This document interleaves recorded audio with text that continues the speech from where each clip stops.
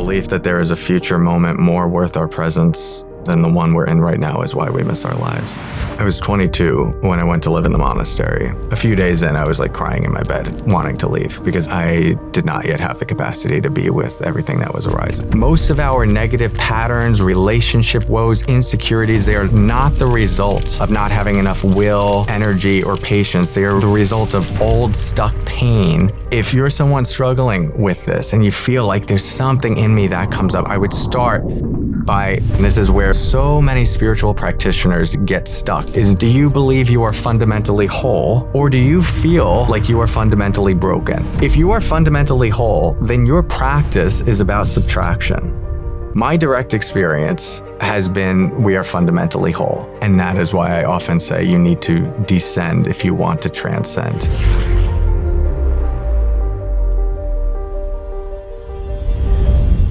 Cory Muscara, thanks for being here, dude. Thanks, Andre. Yeah. One of my greatest joys on this podcast is getting to see these different individuals online who are sharing similar inspiring content around meditation, mindfulness, spirituality, and getting to connect in person and feel like, oh, we're going to be great friends off the bat. Yeah, likewise. Yeah, it's really cool to dig into your story too and see your life as a former monk, becoming a best-selling author, cultivating quite the audience online, and proliferating wisdom in these modern times. Something that really resonates with me, also the name of your book titles, is this idea of like how we can stop missing our lives.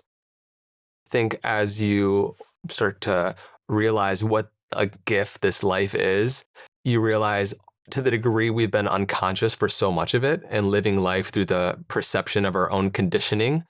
So that phrasing of like, stop missing your life really resonates with me because I feel like for many different periods of my life, I've been keenly aware of the passing of time and how aware I am and present I am during those periods and the times that I really haven't been. And it's painful to realize those times you haven't been because you see what a gift this life is. And so what comes to mind when you hear that phrasing, stop missing your life? And why was that so kind of motivating for you?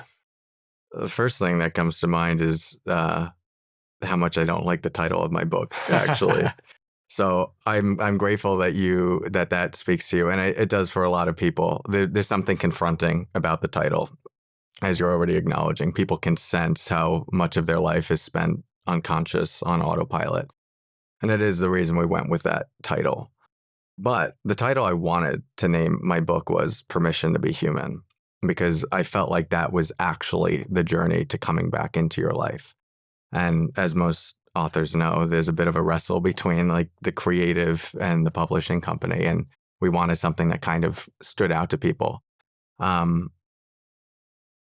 it's a phrase that I would never say to someone. If I was inviting someone back into their life, I wouldn't say, stop missing your life. I might say something more like, what's it like to be you right now? Which is the line that I open the book with, really meeting people very specifically where they're at this point in time, which is going to be different for everyone. As you already alluded to, the process of being out of touch with your life, like actually missing your life, to coming into awareness is not easy. I mean, for a lot of people, there's a grief process, and a lot of people have good reason to want to stay unconscious. It's painful to wake up to the things that have been motivating you to stay unconscious. And it's painful to wake up like 10, 20, 30 years later and realize like, wow, much of how I've been living is based on protective patterns that were trying to get me safety, connection, and love. So that phrase, like missing your life, I think there's like two chapters to it, at least there were for me. The first chapter is just recognizing that there's a being who can be aware of their life, not being identified with your thoughts and your emotions. I still remember the first time in college where that came up for me. I was, I didn't get into this work for any noble or spiritual reasons. I was trying to impress a girl. I had a hippie girlfriend in college. She was in a meditation. I wanted her to think I was cool. And that's what like prompted me to start meditating. I love it. Yeah, no happy ending on that one. She broke up with me a couple weeks later, but not even one happy ending. the real happy ending was that it was the pain of that breakup that actually like troubled me into trying to figure out how to get out of the torment of my mind, of my thoughts and my emotions. And I was seeing that the meditation, which I did not know what I was doing at the time, right? This, I was 20, 21 years old. I would just lie in my dorm room bed, put my hands on my belly, focus on my breath, go inhale, exhale, inhale, exhale. And I was just trying to be as present as possible.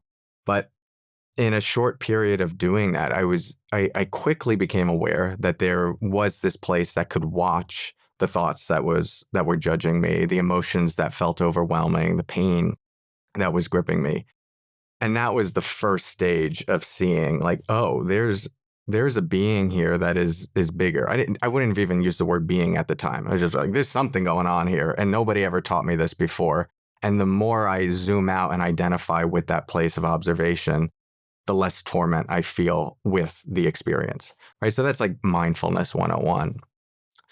But the next stage of really stepping into your life is once you connect to that, the resonance of freedom of awareness, that space of like what some people might call true self. What does it mean for that to express itself in all facets of your life? That to me is the real work. A lot of people can have awakening experiences, but it quickly gets caught in the gunk of their conditioning, and so they like wake up here, and then they're their 14-year-old self over here. And this is why you can also have great meditation teachers who like you read their stuff, like Osho or Trungpa Rinpoche. You're just like, this is penetrating, and then you find out there's like abuse or there's alcoholism. It's just like, how does that happen? Um, this is because like the awakened state has to express itself through our physical embodiment. And I've never met a single human being that doesn't have some complication with this. And so if we view spirituality as the recognition that there is a place within us that is not bound to the same laws of impermanence and unsatisfactoriness as our mind body experience, then we can view embodied spirituality as creating enough trust between that space and the facets of our personality structure such that awakening can express itself in all moments of our life. That's a lifelong journey. I don't know anyone who does that perfectly. Absolutely. It's a messy, windy road, and the synthesizing and integration of both paths isn't really talked about as much as I think I would like to. And I think it's getting more and more light, but I think we're really familiar with the spiritual insight of waking up beyond the illusion of your thoughts and your emotions, and those meditative practices that can really support in waking up beyond the identification with those processes internally. And then, of course, the Western psychotherapeutic approach of parts work and healing your traumatic wounds and daddy issues, and like, really familiar with that too. And I love to see the coming together of how they both support one another and are incomplete in and of themselves. And so we can continue to dive into that. I think a theme throughout this conversation is I want to pull from some quotes of yours, either from your post online or book, and we can expand on it because I think, they're articulated really well. Thank you. One aspect of internally feeling like we're like not present for our life is this continual sort of orientation that our ideal life is somewhere in the future that is AKA not now. And so this quote, I think, hits on that really well. The belief that there is some future moment more worth our presence than the one we're in right now is why we miss our lives. And so if you want to kind of share about your journey awakening to that realization, because it's such a pervasive and persistent one, I think, throughout all culture. Yeah. The belief that there is a future moment more worth our presence than the one we're in right now is why we miss our lives. That has been a piece of writing that has both resonated with a lot of people and has also been hard to understand for a lot of people, or activating for a lot of people. Because some people hear it and they hear it as the belief that a future moment is going to be better is the reason we miss our lives, which is not what this is saying. The recognition that a future moment is going to be better is wisdom. It's the recognition of impermanence, that whatever suffering is here will shift and give way to something else. But the belief that there is a future moment more worth our presence that we can finally show up to and like really let ourselves sink into, that is the trap we get into, where we develop this push-pull relationship to our experience, where we're grasping at the things that we want, pushing away the things that we don't want. And it's an inherently non-spiritual relationship to our experience, to our life, because it is layered with the presupposition that there is only gold in something that feels good or something that matches the blueprint of our personality structure. And my experience with like the greatest transformations that I've ever had, I mean, almost all of them have been during the most painful experiences, the experiences where I'm most confused, where I'm most tormented, and where I don't want to be in that moment.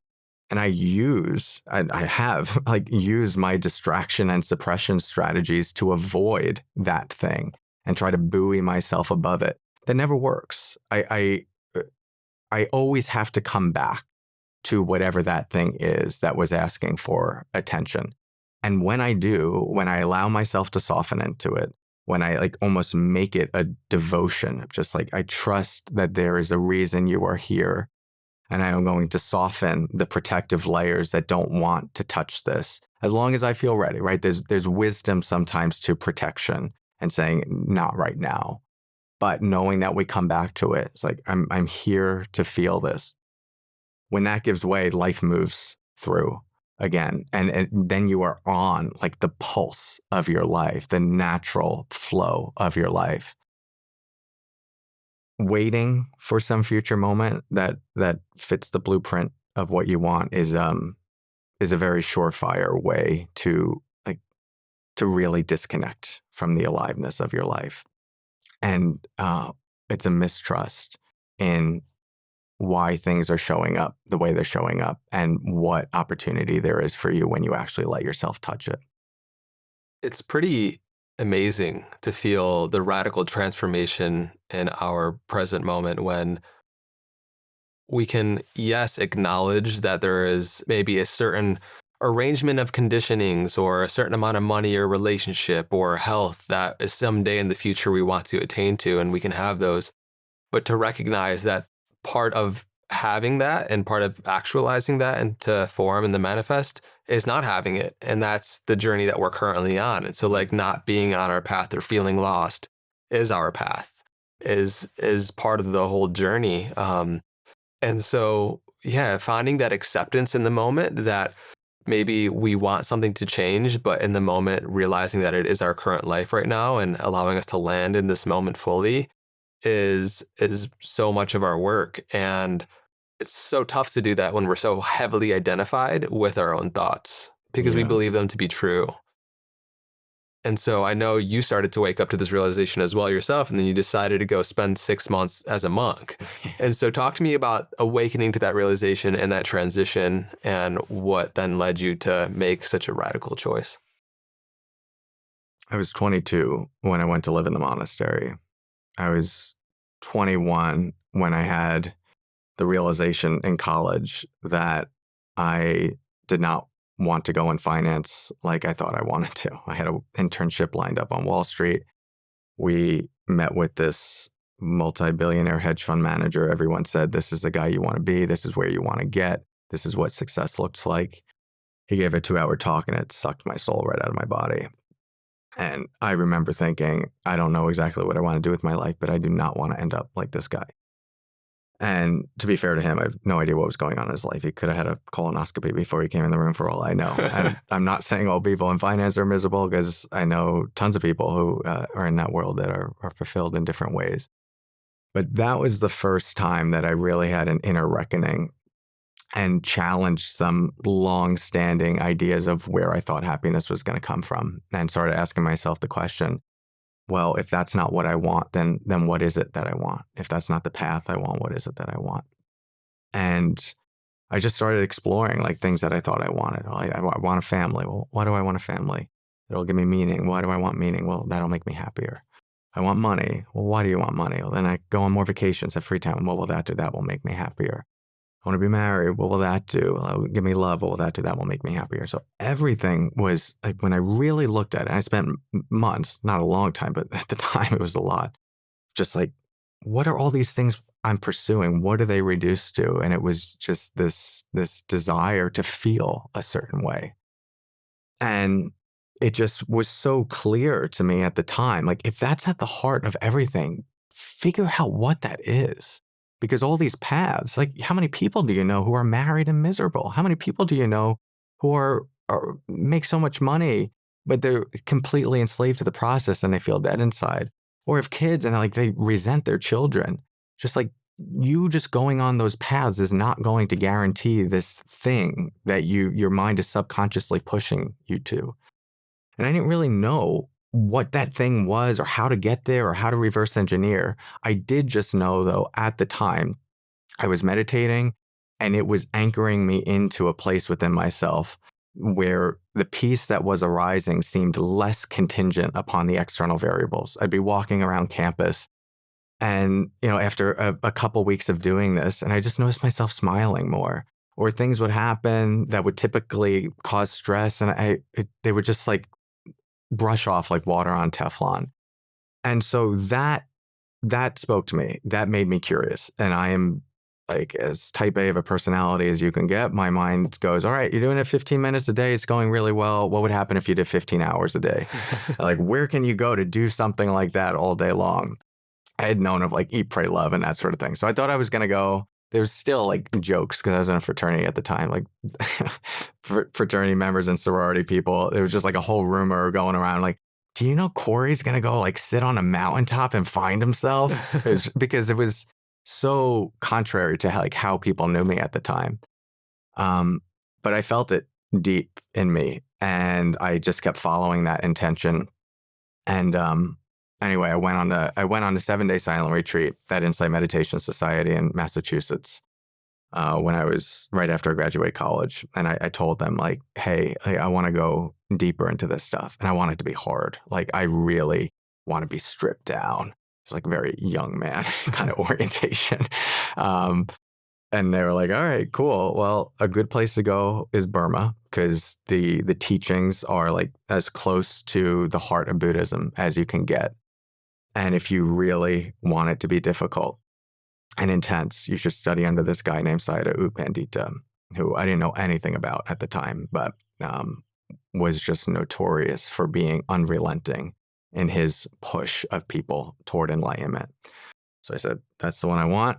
3 months later, I was on a plane and showed up wide-eyed and bushy-tailed, really with just like, I had a romantic idea of what it meant to do that work. More, it was a romantic idea of what it meant to come out on the other side. How cool would it be to do 6 months of this? Not really thinking through what it meant to, like, what was going to be unearthed. But just knowing if I could force myself into this, I would come out the other side with the idea was like a happiness that was not contingent upon external variables. And then everything in my life would just be gravy that I could build on it. That was the motivating force at the time.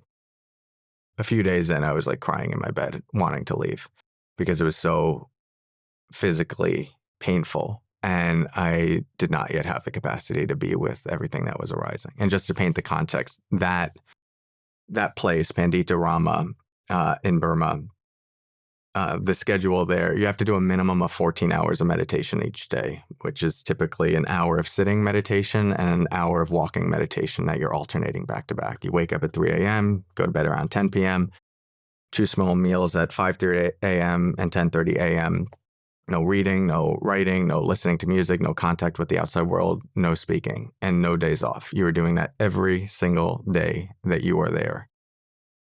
And the mattresses you sleep on are so thin you could squeeze them between your finger and feel the bone on the other side. So this is not comfort. But the food was good. And they support you doing the practice. They don't want you working. They don't want you doing, like in other monasteries, you have different jobs supporting. They just want all of your time devoted to practice. and we're doing Vipassana, like straight up Vipassana meditation, which is just cultivating an awareness of the flow of experience as it's moving through you. Watching thoughts come and go, watching emotions come and go, watching the pain arise. It's one thing to read about doing that, as you know, and it's another thing to actually be like in the midst of all of your physical pain and emotional pain and your thoughts. And the first thing that I encountered while I was there was very extreme physical pain from all of the sitting. Right? Like I'm sitting, I can't even sit cross-legged still. It was even worse back then. They didn't have cushions for people like me where I can like kneel down and prop myself up. So I was trying to sit cross-legged. There's no air conditioning. The fans go out 30 times a day because electricity is going out. So you're sweating. There's mosquitoes. You're not sleeping. You get a handful of hours of sleep a night. And all day long, I'm just like sitting there like this crumpled up piece of wire. My body, it was so tight. And I'm trying to be aware. And all I'm doing is just cursing out every aspect of this place, the teacher, myself. And by day 7, I was ready to leave. I was like, there's just no way that I'm going to be able to do this for 6 months. Like, I'll go to Thich Nhat Hanh's monastery. That guy looked like calm and nice, and everything I read about him seems really sweet. You could walk around, let you smell the flowers. This guy won't even let you look at the puppies running around the monastery. It's just like, it just felt so antithetical to everything I was looking for. So, day 7, I'm going to leave. Something happens when you know that you're going to come out of a difficult experience. My experience was like, it just lets you relax into the experience a little bit more. So I was going to go to the main office, try to get a plane ticket out. I'm still doing the meditation in the morning. I said, let's just like really go as deep as we can in these last couple of hours. And in doing that, it just softened the part of me that was so angry and frustrated at myself and everything around me, just enough that I could see with a little more clarity what was going on. And what I noticed was like the thing that was arising first was physical pain in my back. There was like a sheet of pain that would come up every time I would sit down and meditate. But that wasn't the only part of the experience. The pain would come up, and then immediately there would be the thoughts of, what's wrong with my body? Nobody else looks like they're struggling as much as me. How long am I going to be able to do this? There's no way I can do this for 6 months. So all of those thoughts would arise. And then if I paid careful enough attention, I'd watch how those thoughts would trigger emotions of anger, sadness, grief, confusion. And then the most interesting thing, as my concentration got a little deeper, I could see that those emotions were actually making the intensity of the physical pain worse. And I saw this insidious mental loop that was just being fueled by the mind. There was an experience of primary pain that I could not control, the physical pain in my body. But there was all of this secondary pain that I was layering on top of it that was being turned up or down with the dial of my mind. Just seeing that was liberating, because now I felt like I had some agency with the experience. And that was the first time that I really started to play around with like, okay, so if the thoughts are triggering the emotions, like how do you reduce the charge of a thought? Right? I can't even necessarily stop the thought from arising, but I can watch the thought with compassion rather than fueling it. And that's where in that tradition, you have the mental labeling of experience. Like all day long, all you're doing is just labeling. As soon as you wake up, eyelids lifting. It's like, you need to pee, You're going to the bathroom, peeing. So you're just like tracking every sensation and every experience. So when you're noticing a thought, instead of letting it go into what they call papancha, which is one thought going into another, you just try to like meet it for exactly what it is, just the mental phenomenon that it is, thinking. So you just label it thinking. I hate this, thinking. What's wrong with your body? Thinking. And the more I would do that, the less those thoughts would trigger the emotions, the less the emotions would trigger the pain, and the more I was actually able to just settle into and soften into the pain. That first insight of primary pain versus secondary pain, and seeing that there was an ability to not fuel and cake on the layer of secondary pain, is what gave me enough space and confidence to keep going with that retreat. And then that retreat became one of the most beautiful experiences of my life. But I wanted to get out, and I was planning to get out. And it was an act of grace that I didn't. I'm looking forward to hearing what ensued afterwards. But that insight you just shared about primary and secondary pain, about the reality of having a human body that experiences things, but then the recycling and multiplication of that our mind does as, per habit, is a really liberating perspective, because then we can stop being prisoners to our experience and we can actually be liberators of it. And one framing that I love around this too was experience, awareness, and story. And so I would love if you could share a couple more examples of that and how it could be practiced and practical for anybody who's listening right now that is living life that has an experience, the awareness of that experience, and the stories that we unconsciously or consciously continue to label on top of that, and how it's important to differentiate the three. Yeah. So this is pointing to that when you pay attention, you're going to see like three main categories of experience. There's the direct experience, which is like what's happening. I'm sitting here. I'm seeing you. It's quite quiet in here, so I'm just hearing maybe small sounds. That's the direct experience. There's the awareness. This is just like the knowing that is happening that's behind that. And the interesting thing about awareness is that it's untouched by the experience. Like my awareness of sadness is not sad. My awareness of fear is not fearful. My awareness of pain is not in pain. So there's this aspect of experience that is just able to be there and hold what is present. But there's a layer in between, and this is the story that is really what moderates the relationship between awareness and experience, and what conditions whether we're suffering or whether there's ease. And so in terms of experience in people's life, right, you can imagine someone losing a job. So in this case, just like, okay, job is lost, direct experience.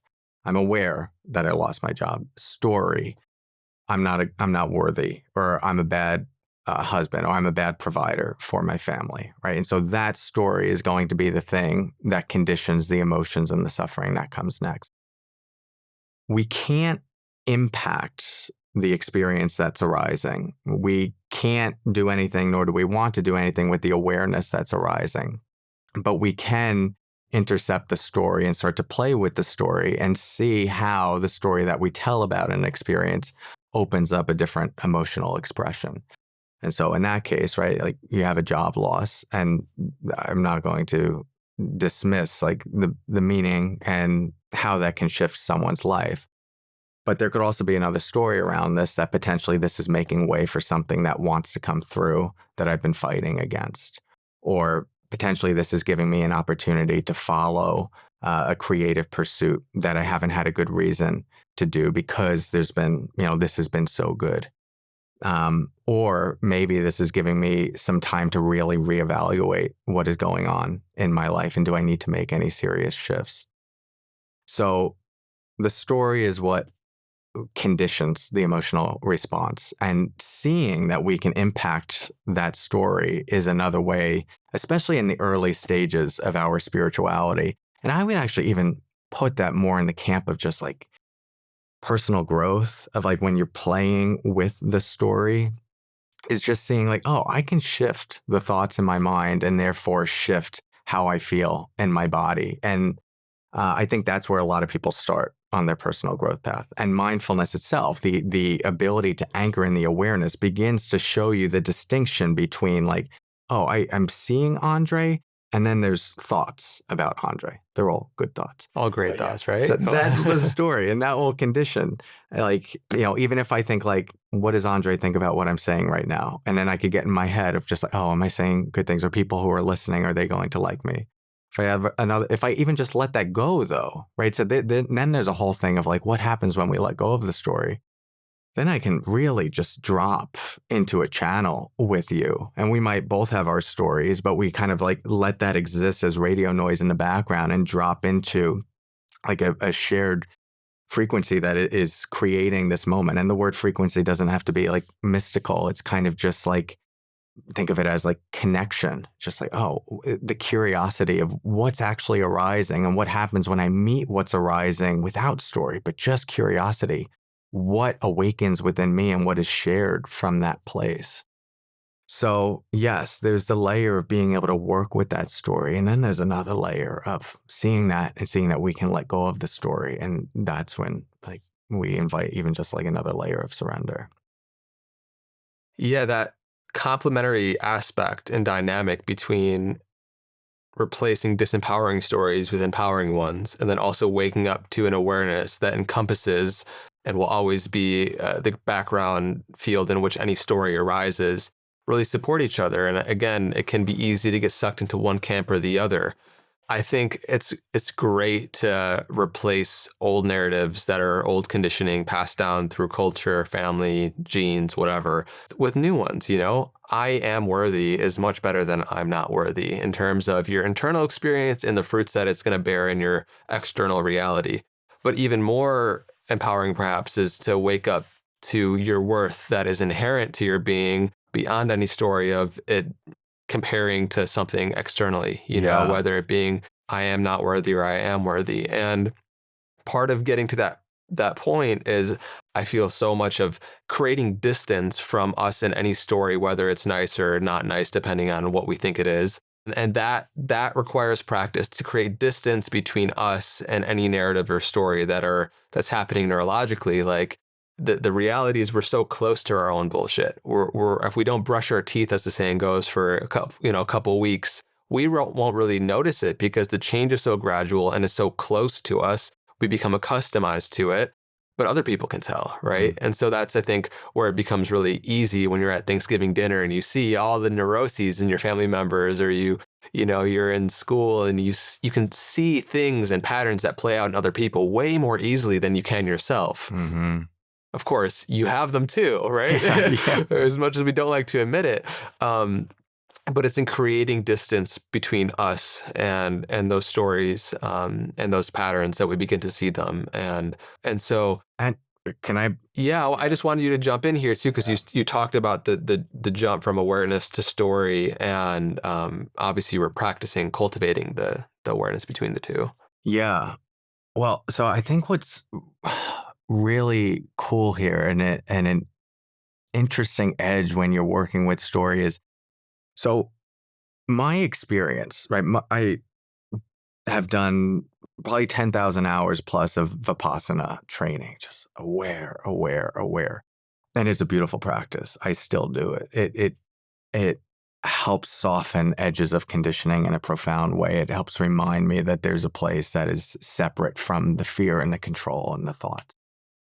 Something else, though, that it did to me is we all have different survival strategies. Some of us have like a fight, some of us have a flee, some of us have a fawn, some of us have a freeze.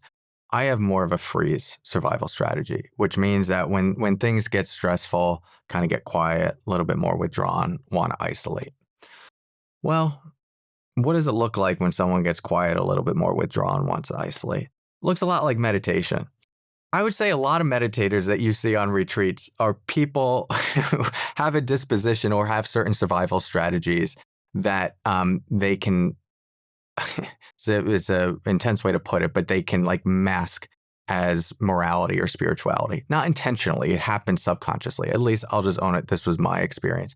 This was a way for me to relate to my experience in a way that was safe based on my particular strategies.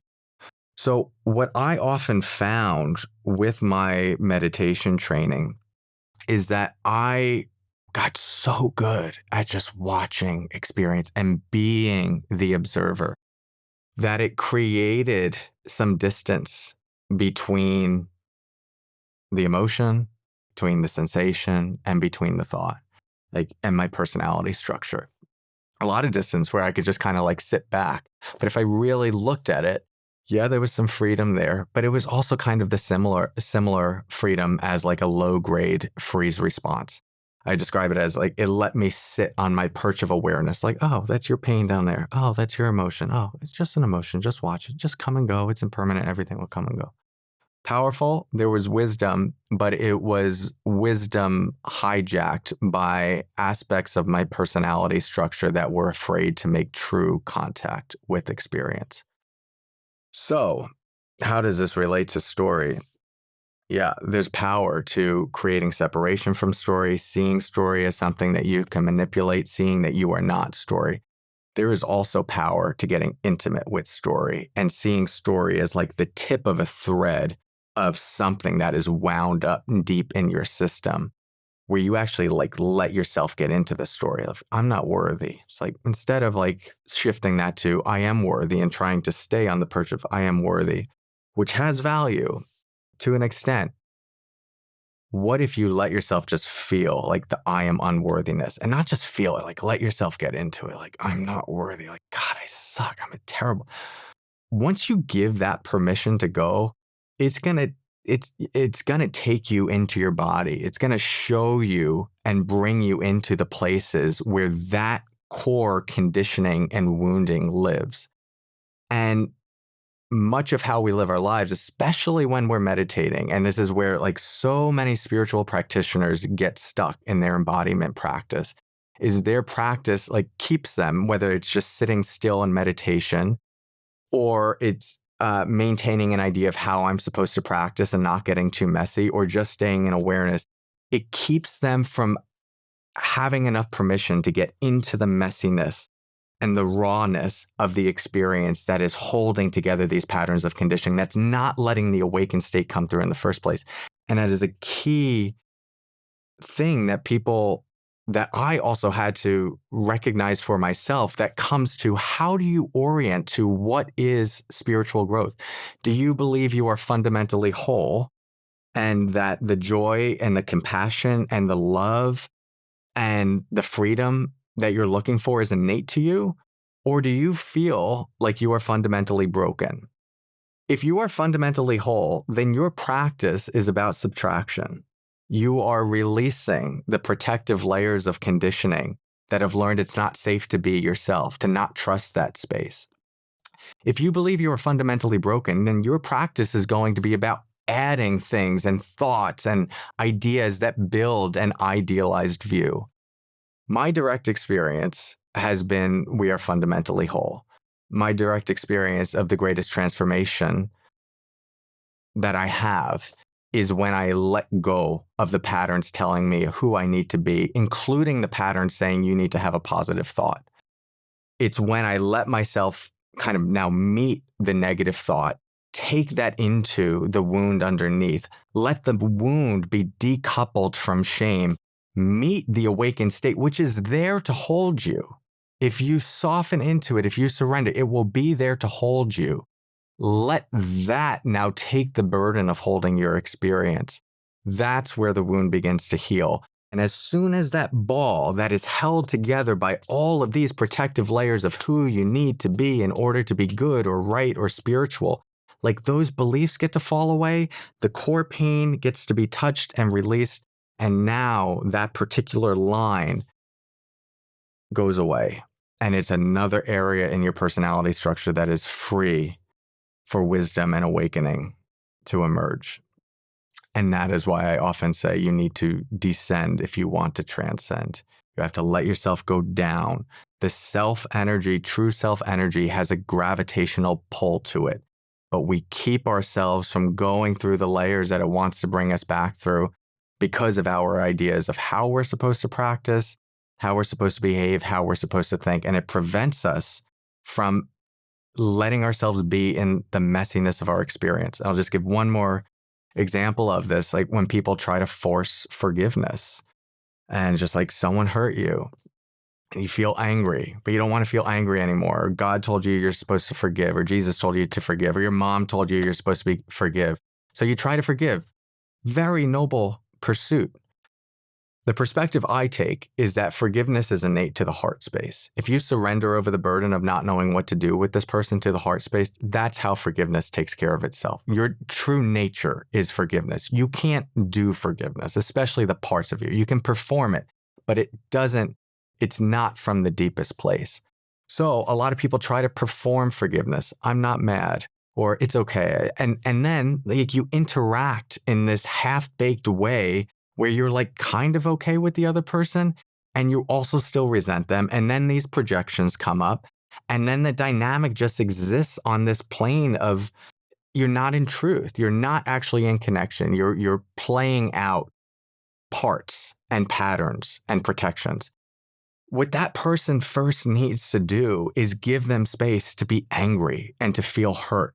And then take that down. And what does it touch from seventh grade where you were betrayed? Like an old wound that's stuck in the system that this activates. It's like, oh, wow. So this gives me an opportunity to touch this.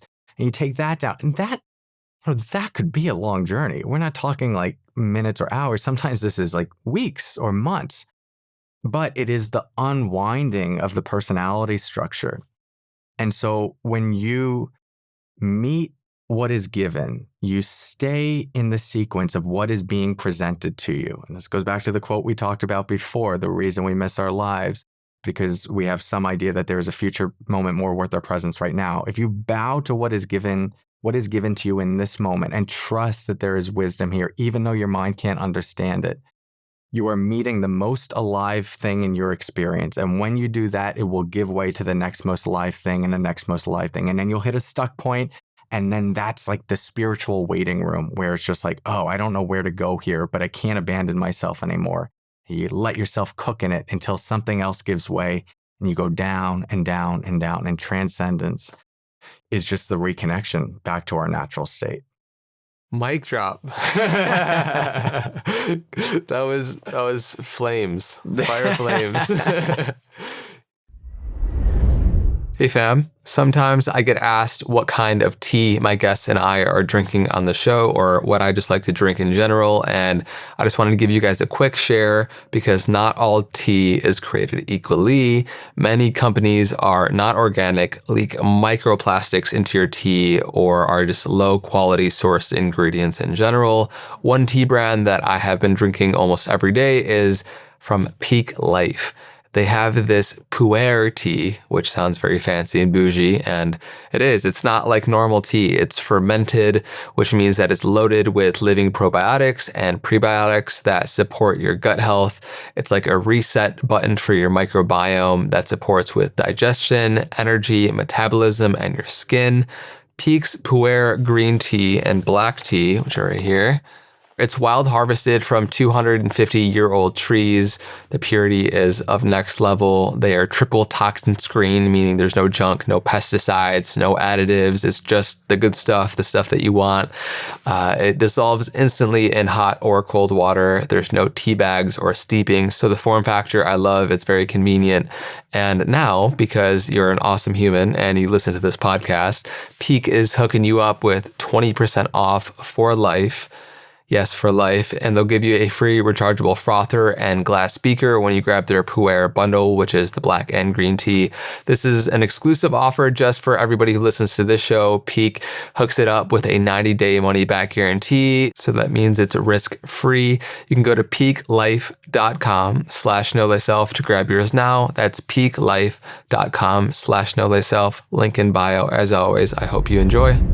Man, there's so many touch points there that we can dive further into. That last note about transcendence being, again, not something that we're in the continual acquisition of, but is the realization, which is why it's called self-realization, as the letting go and the undoing of those parts of us that aren't actually us, but yet we subtly or sometimes grossly believe to be ourselves, then realizes and makes space for that experience of our true nature and true self.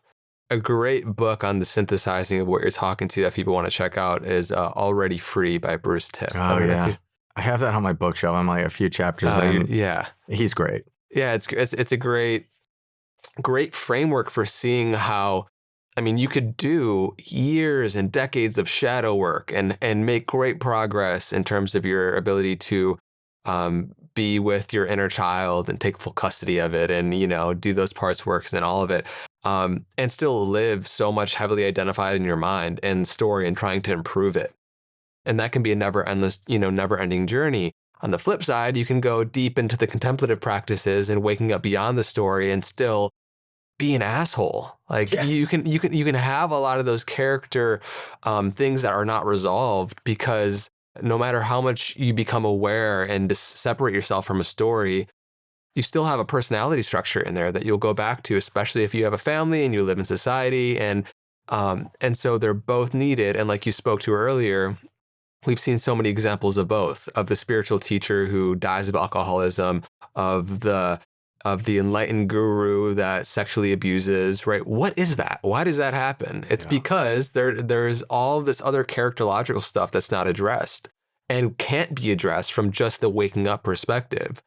And we know obviously, and you can experience a lot of individuals who continue to do shadow work and continue to do the inner excavation, which is amazing. It's noble, and it's a never ending path unless you start to wake up beyond the illusion of any story, right? Yeah. Um, and so this this I think ties nicely in also with your face model, Hmm. and so, yeah, if you'd like to share kind of your process of how you orient yourself towards this, because what's really been useful, and not just sharing your story, because that's amazing as well, but all these practical examples you've given of how whoever's listening to this right now can engage in their next challenging moment that happens in their life, or when they go home and something happens, pleasant or unpleasant, they have more tools, like an internal capacity and capability to be with anything. Like that's a truly powerful individual.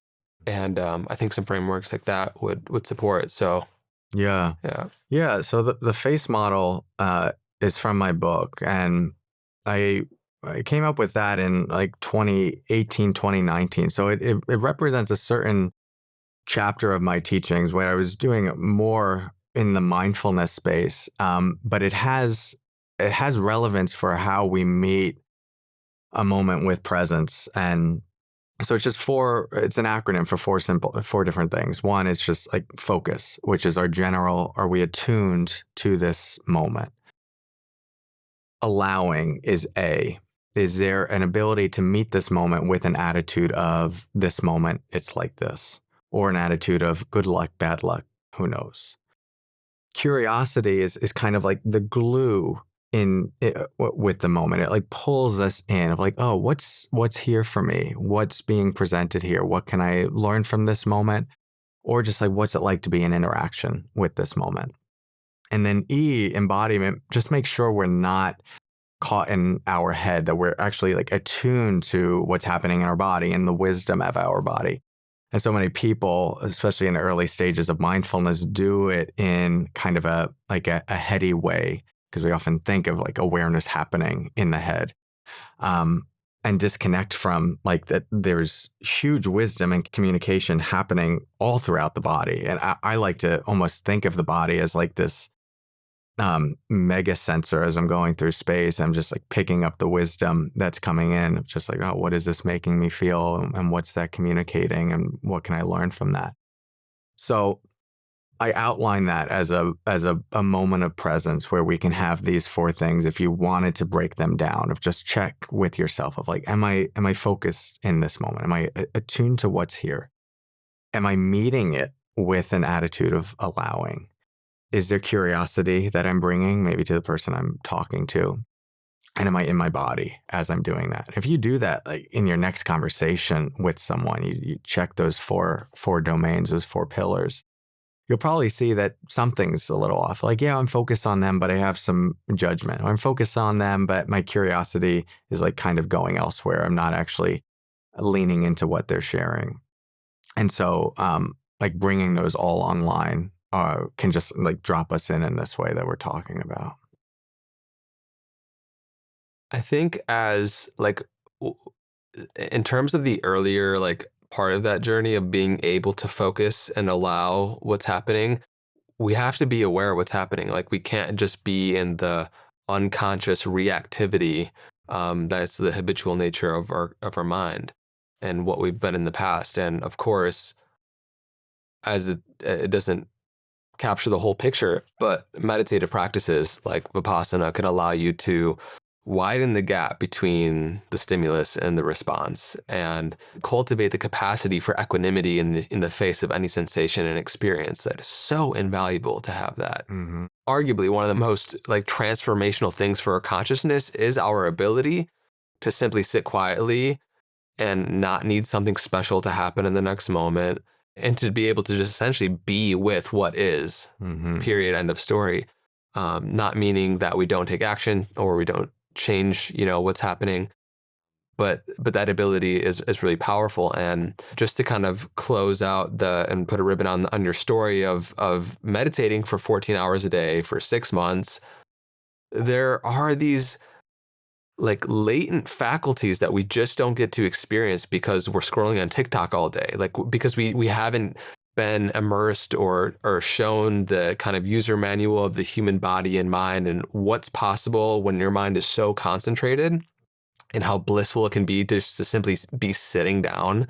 Like when you taste that, I think your perception on life radically changes. You stop being under the illusion that your ultimate happiness and key to fulfillment is somewhere external, because you've experienced it. You've tasted that full like satiation internally that wasn't attached to anything happening outside of yourself.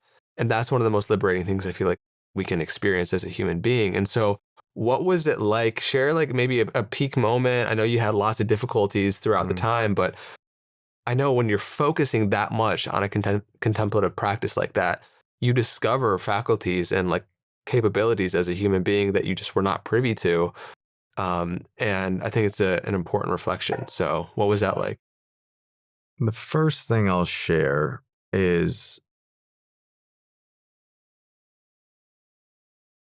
the best thing I got from that experience. And people typically think like when you spend 6 months meditating 14 hours a day, like you're going to have some trippy, transcendent ego death type experiences. And I had plenty of those, and I'll go into some of the cool ones. But the most valuable thing from that time is that I became my own best friend. There was just an inner coziness that developed really as like a means of survival, to get through it. Because when you are spending that much time with your mind, with your pain, like if the thoughts that are moving through of just like are like, what's wrong with you? Do this better. Like you're not a good meditator. And those are like benign ones compared to what could come up in the mind. I mean, you're just not going to make it. It's going to be brutal. You're going to have to like disconnect from your body to get through it. So compassion and love and that inner friendship arose organically out of meeting the intensity of my experience and having to find a different way to work with it. And over time, judgment was replaced with understanding, and hatred was replaced with compassion. Intention was replaced with ease, and there was just a deep reverence for what it takes to keep showing up for the mess of the human experience that made me able to talk to myself in a way that I wasn't able to do before, where I could just like be in my experience and go like, "Hey, Core, how you doing? Like, this is a mess, right? And this is really hard. And like, if you need a break, like, it's okay to take a break, and we don't have to listen to what they're saying, what the teacher's like. I'm with you." I wasn't able to do that before. I had a harsh inner critic, and I don't have that inner critic anymore. I still have thoughts that come in that like judge a situation and keep me accountable, but I don't beat myself up like that ever. I don't really know how to do it. Um, that was the most liberating thing from that experience. And that was just a slow, gradual softening back into myself. There were other experiences, of course, that, really deep, penetrating experiences of impermanence where you just kind of spend all day long watching your body vibrate and thoughts moving so fast, so fast. Your attention and concentration gets so refined that my teacher would have me shift from noting a thought. So every time a thought would arise, you would just go thinking. And then he would have you label like the content of the thought, like, oh, anxiety, fear. So that was another level of specificity. But then as concentration got even deeper, he would have you label the intention to think. So even before a thought arose, you would feel the energy in the mind body system coming up to want to pop up a thought. So you get that level of refinement, of attunement to your experience. And so all day long, you're just watching pain arise and disintegrate, emotions arise and disintegrate. And you're seeing what happens to experience when it has the space to just be without being having a layer caked on of judgment and why is this here and what's wrong with me. When that layer comes in, like harking back to the secondary pain we talked about, that's what keeps emotions stuck. It's what keeps anger perpetuated. But when that's not there, I mean, these things just move through very quickly. So penetrating experiences of impermanence and penetrating experiences of non-self, where there was no, the illusion of Cory was evaporated, and in that space was just like a heart of compassion that was truly beautiful and really changed my perspective on myself, and was very hard to integrate in the real world where you need to have like yourname.com, or you're building a brand or a personality and you need to make money. And so um, the coming back was, that's where the work started. Mm. I think it's a one more important thing to come back to was the awareness of how even meditation itself can become a behavioral compensation and coping mechanism to not have to go into the story. And that perspective that you can be with anything, that you can be your own best friend, uh, is like you described it as like an inner coziness. I love that. It's just like a sort of warmth that there's less friction between these noises in your head. You know, it's like we can be with this, we can work with this. Because I think when people say like love yourself or be your own best friend, it can kind of sometimes seem like this fragmented thing. There's like you, and then there's a voice in your head, and you're trying to Mm, like talk with that instead of just recognizing as that's like all part of one thing, yeah.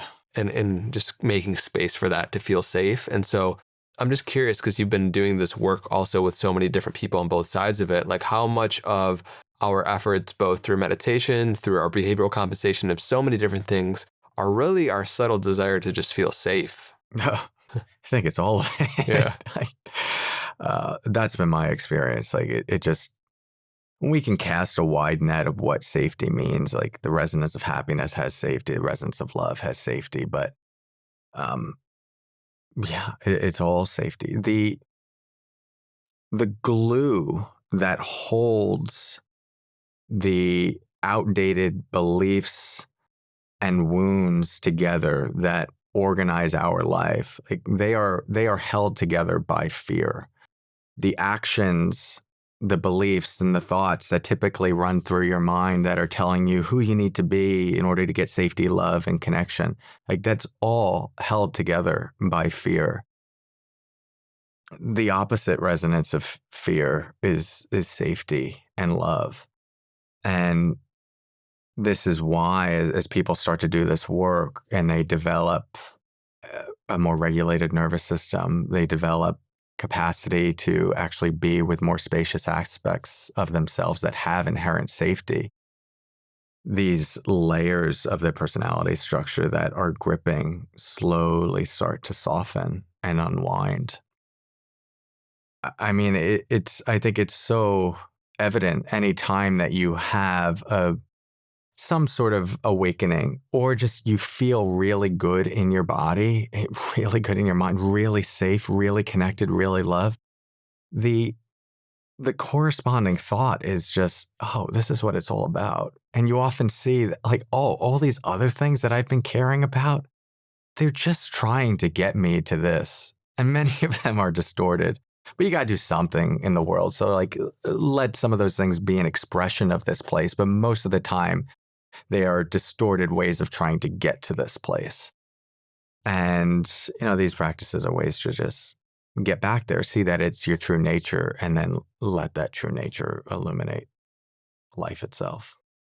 That ability to give reassurance to yourself.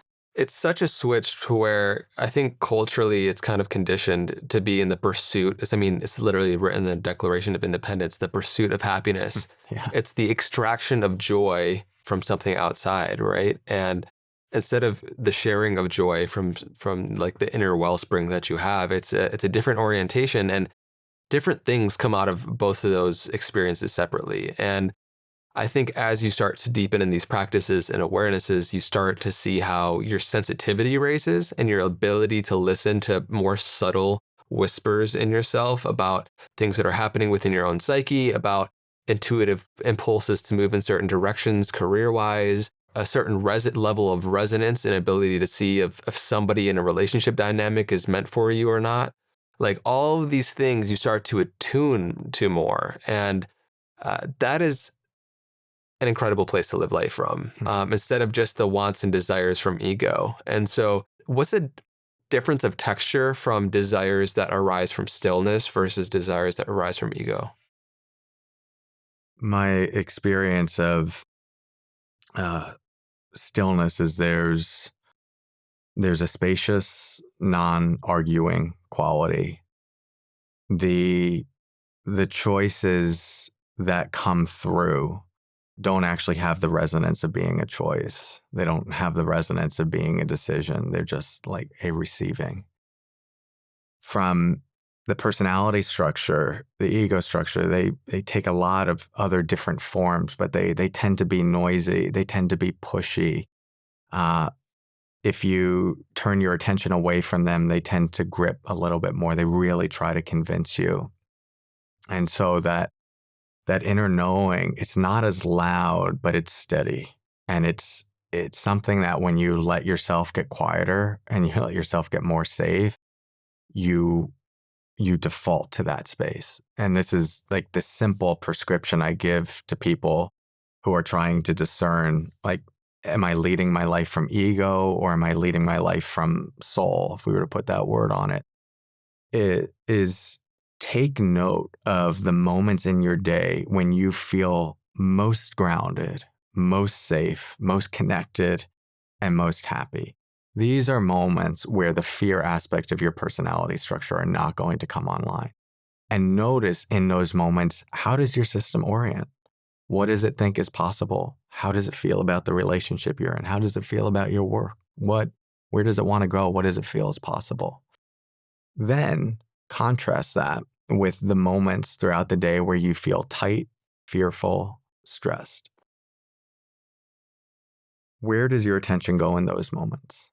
How do you feel about the relationship? How do you feel about your work? What does your mind convince you you need to do? Sometimes you need to contrast that many times to see that there's a distinction, and many times to actually be sold on the reality of, oh, there's something happening over here, for the fear parts of you to start to get on board of like, maybe they don't know everything as it relates to what's going to give you happiness. But that simple practice is a way to start to, at the very least, attune to, there's a place in you that you can orient to from a different resonance, and it will pull your life in a different direction that's not conditioned by fear. Hmm. And another like relevant piece of this, to tie this into Buddhism, like in many ways, we're talking about dependent origination, which is like a pretty dense Buddhist concept of like why we come into human form. Um, but really, like, why do we stay stuck on the wheel of samsara, like the wheel of suffering? And it's because we're conditioning one moment into another from a place of graspiness and feeling like my refuge will be if I get there. And so that creates a cause and effect relationship where we get a moment that now we've just reinforced this pattern of gripping, grasping, or aversion, and we just stay stuck in the tumult of thinking that next moment is going to be what frees me. It's the same thing when we're talking about like, well, why even choose to lead from this deeper place? Like, what if it doesn't give me everything I want? what if I surrender and I don't get the relationship or I don't make as much money? Right? And one, that's the fear of the mind, but it's important to remember that what we're surrendering to and why we're surrendering is not so that we have a life that gives us everything we want or our mind wants. And it's not because we're going to have a life that no longer has pain, that just won't exist.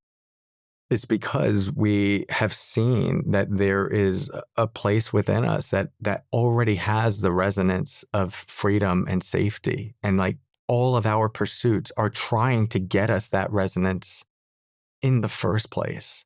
So we anchor there and then we let that be the origin of the next moment. And what you then get in the next moment is a world that is an extension of and reinforces you being in that place rather than an extension of and a reinforcement of you being in patterns of fear, control, and conditioning. If you go into the relationship from a fear-based place, you are playing out dynamics from the level of the personality structure. You can break free from those. You can drop in and you can do conscious work and find your way to the other side. It doesn't mean that the solution is going to be you're supposed to be together. That's why it can be very helpful to do this work beforehand. But most of us, like, that just doesn't happen. But don't be upset when like your partner's interacting with your 13-year-old when you made a decision to be in the relationship from the place of your 13-year-old. It's a really important reminder too that of course we can do this work before getting into relationships, and the unique capacity a relationship has, especially romantically, for being a mirror to our inner core vulnerabilities that would not have otherwise had the safe space to be for, held for, is really real. Like, and maybe no other space would we feel safe enough to really experience and even just witness and see what those kind of core patterns are, except for romantic relationships. Like, they have that unique capacity to kind of reveal those things for us. I'm curious, do you have any, with your own relationship dynamic and coming to these awarenesses and choices? I'm curious about your journey, because when it comes to making choices from the place that feel like they're actually not choices, they're almost like the choiceless choice. When it's coming from stillness, when it's coming from joy, it, like, the way you described it experientially, I really liked, because it resonates with me as truth that there isn't this back and forth and convincing. There's just kind of this deeper knowing and receiving and accepting of what is. And the Buddhists also have a term for this sort of intuitive knowing called direct, non-conceptual, valid cognition. Meaning direct, it's right there, it's immediate in the experience. Non-conceptual, it's not of the mind in terms of formulation of thoughts or the intellect or logic. Valid, meaning obviously it's true.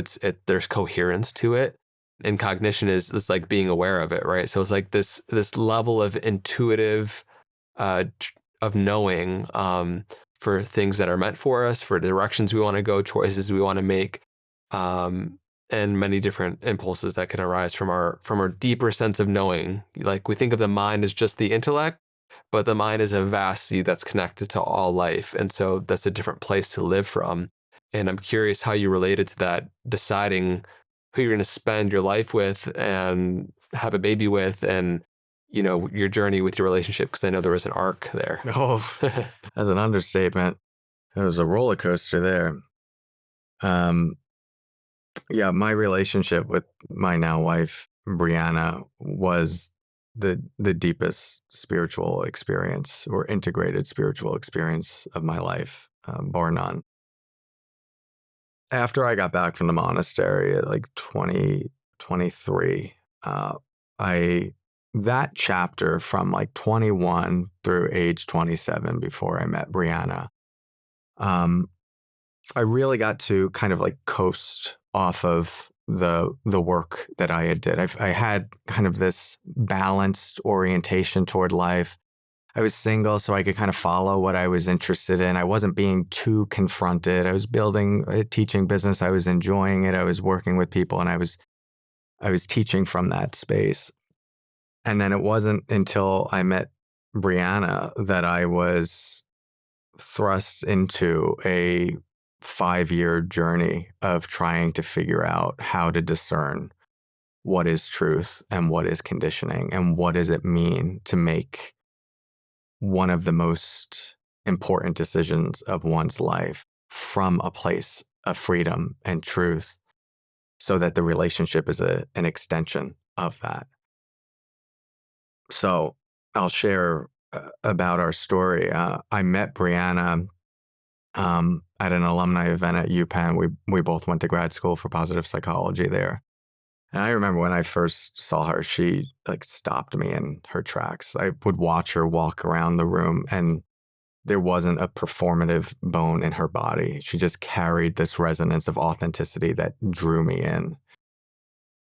And I eventually convinced a friend to introduce us, and we started talking. We spent 3 hours talking about spiritual bypassing. We went deep, quick, and we were hooked. And the next several months, we really just like danced in this place of getting to know each other, sharing stories, laughing, and falling in love. And uh, one of Brianna's students refers to her as a walking Mary Oliver poem. And that was my experience. She was just opening me up to new dimensions of myself. And as I'm sure you know, with you know that much access to life, that much commitment to honesty, and that much devotion to truth is confronting. And my 27-year-old self was not ready for it. The biggest thing was just how much emotional range and expression she had. Like when she was in anger, she let herself be in anger. When she was in sadness, she let herself be in sadness. When there was something that was misaligned, like she wanted to get in and wrestle with it and understand it and be like, there's something not right here. Why can't I feel you? I can't feel you right now. And, you know, it was scary to me. Here I am, like monk boy, just like, well, why don't we try to pause and respond instead of react? And have you heard about the HALT acronym? Are you hungry? Are you angry? Are you lonely? Are you tired? It's like, let's just breathe together. She's like in life itself and scared the shit out of me, honestly. I didn't have the capacity to be with it. And at the same time, it was so clear that so much of my spiritual practice had become like forms of suppression and didn't give me range to meet her on this level. But when I was in it, I was like, Mary Oliver turned into Edgar Allan Poe. I was just like, what am I supposed to do? But we worked on it. Like we continued to meet that. We also had a lot of other things like working against us. We were living on opposite coasts. I was the East Coast. She was West Coast. She was 7 years older than me. We met when I was 28. She was 35. So we both wanted family. We were aware of timeline stuff. We just came from different cultures. Like I grew up on Long Island, like New York Italian. She grew up in like the wholesome Northwest. So it's just like there was friction and a lot to be worked out in our personality structure. And yet there was like a deep magnetic pull that was undeniable. So we kept like exploring and playing and trying to figure it out. And after like a year or so, I checked myself and I was like, what is it? How do you feel about like proposing when you think about getting married? And when I would imagine getting on one knee, the thing that arose was this tightness in my chest. And I was like, whoa, okay. So I guess this is a sign that this isn't right. Like this is an intuitive knowing. I didn't have that language yet. It was just like something's, I can't move forward, telling me not to move forward. So then I would think about breaking up. It's like, all right, well, let's think about breaking up and how we want to do it. And as soon as I would think about breaking up, all this fear would flood my system. And the fear would get all swirly with these other emotions and not wanting to hurt her. And then it would convince me that like, that's not right. And then all of a sudden I went from like 90% clarity to like, it's time to break up to 90% clarity to it's time to stay together. And then that would last for a couple of days and then it would settle. And I would just be back in this space of like, oh, we're just kind of doing the relationship, but can't really go all in, can't get out. And this was my first internal reckoning of like, I actually don't know how to discern in my own experience. What is truth? Like, what is wisdom? What is the voice that I should follow? And what is the one I shouldn't? And so we would talk about it, and we would like try to work on it. It's a hard thing to admit, but we were conscious enough to explore it. And we did that for weeks, and weeks turned into months, and months turned into years. And during that period, we tried to break up multiple times and failed. We tried to imagine being together. We would like pretend to plan out a wedding and who we were going to invite and where we were going to be. And I would just like freeze the whole time. We tried to break up and succeeded a handful of times, or we'd do it for a month or two, but we'd come back together because it didn't feel right. And then as time went on, like the pressure built up, the pressure to have a decision. And anyone who's like endeavored in this path knows that like the main thing that will get in the way of you accessing an inner knowing is feeling stress and pressure. It just creates too much noise.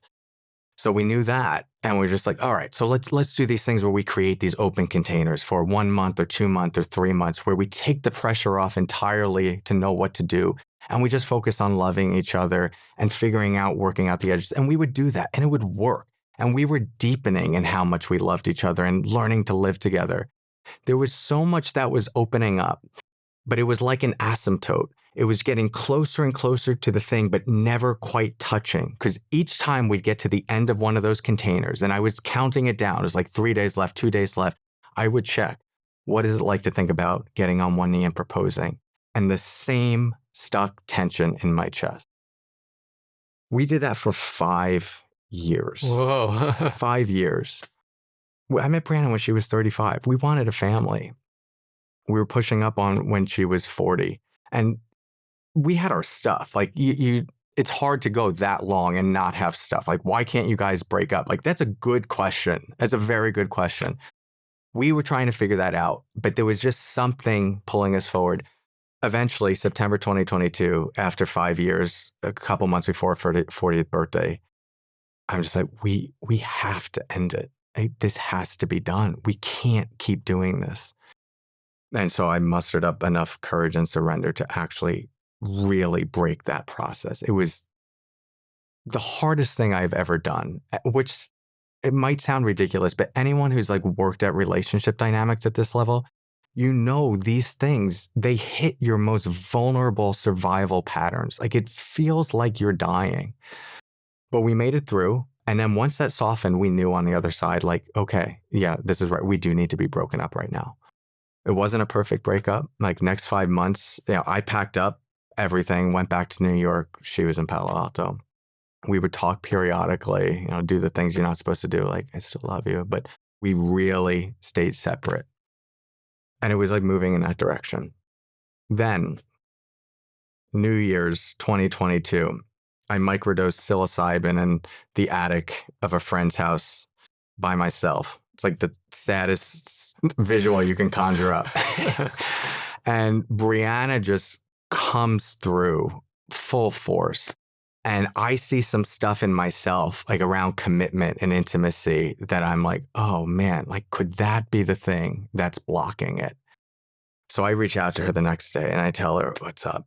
And she agrees, just like, all right, if we want to give this one more shot, let's do it, and let's do it well. We go to LA, we meet with this therapist for 4 days, and we put everything out on the table. And we go deep. And it's mostly stuff with me. Like, I'm going into childhood patterns. Like, I'm crying on the couch. I'm touching some like learned patterns when I was a kid in relationship to boys and other people where I didn't feel safe and I felt guarded. And it's like, man, something is opening up. And after all of that, we get to the end. We're sitting in the car about to go to the airport. And she asks, like, so what are we doing? And I imagine getting on one knee and proposing. And it's still there. And that's when she said, like, we're done. Like, we're really done. We gotta move on. And so we did. We went our separate ways. A week later, I go to Mexico with my very good friend Miles. Single guy now. So we're gonna go kite surf for a month. I love Miles. He has been such a healing friendship for me. There's so much range in our friendship. We go deep in different areas. We laugh. I love him. 3 days into being together, he does something that annoys me. I don't even remember what it was. I walk out, I go on the rooftop overlooking the Sea of Cortez. And I just noticed this thought like, oh, maybe Miles isn't going to be as long term a friend as I thought he was going to be. I had enough awareness that I had some stuff potentially around relationships. And I had enough recognition of how much like I adored this human to be able to catch the absurdity of that thought. And I said, wait a second, buddy. Like, if Miles is not a long term friend, like, who would be? And I could feel myself trying to squirm away from an answer. It was like a part of me that was like, oh, don't ask that question. And I held its feet to the fire. I said, no, we got to look at this. Like, where did that come from? And as soon as I held it to the fire in that way and penetrated into it, something started to unravel. And I went into this like sober psychedelic experience where I got dropped into all of these past relationships my mind was taking me through, friendships, partnerships, family dynamics, where I'm seeing this pattern of something get uncomfortable, a part of me get judgmental and want to pull away and create distance.